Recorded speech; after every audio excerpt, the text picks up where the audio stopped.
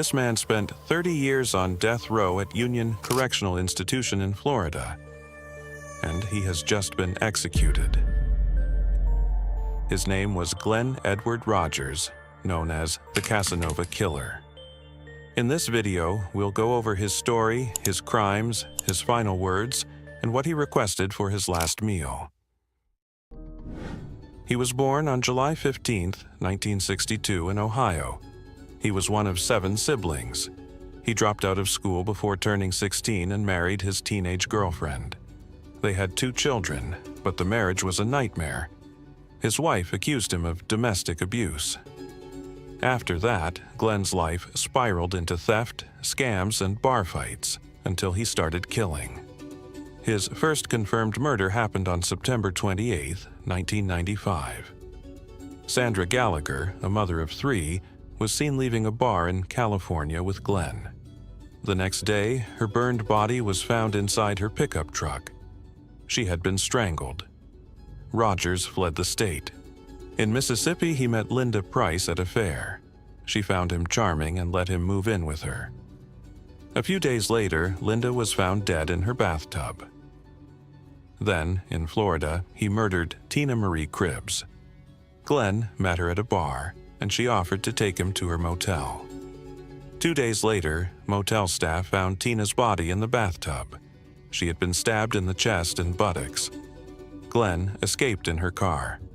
4 days later, on November 9, 1995, he murdered Andy Giles Sutton in Louisiana.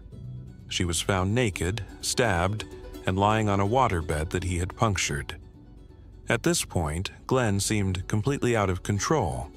He was finally arrested on November 13, 1995 in Kentucky after a chase in a stolen car. Following his arrest, he claimed to have killed more than 70 people. However, he was only convicted for 4 of those murders.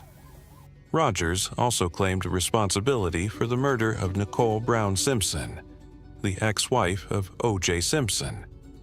There's no evidence linking Rogers to the crime scene, but O.J. Simpson's defense team mentioned him as another possible suspect in the case.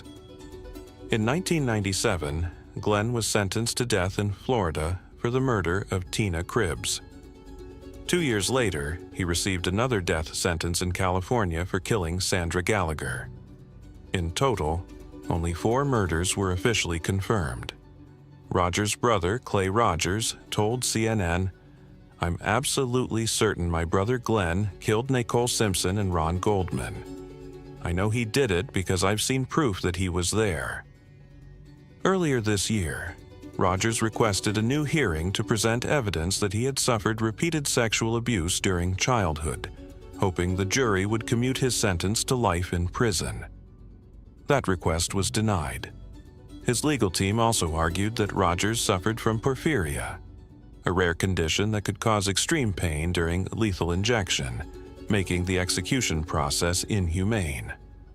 That appeal was also denied, since Florida does not offer alternative methods such as firing squad or gas chamber.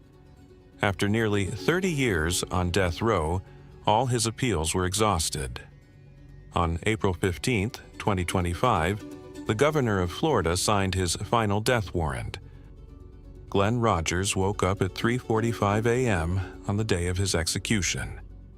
For his last meal, he requested pizza, chocolate, and a soda. That same day, he received a visit from his wife. His brother, who had traveled from Kentucky, visited him the day before and then returned home. On May 15, 2025, Glen Edward Rogers was executed by lethal injection at Union Correctional Institution in Florida. The drugs began to flow shortly after 6:20 p.m., and he was pronounced dead at 6:30 p.m. According to eyewitnesses, Rogers appeared to suffer for about 10 minutes. His body trembled slightly, and his breathing was irregular.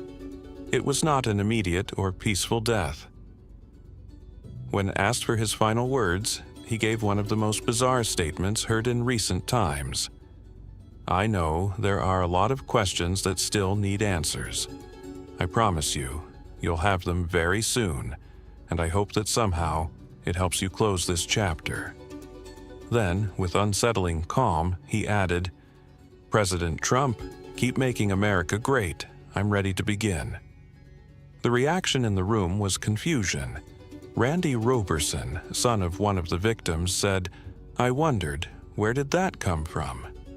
His wife, Amy Roberson, who also witnessed the execution, said, "I thought, what the hell did he just say?" Even in his final moments, Glen Rogers managed to bewilder everyone in the room, leaving behind a legacy of horror and one last line no one saw coming.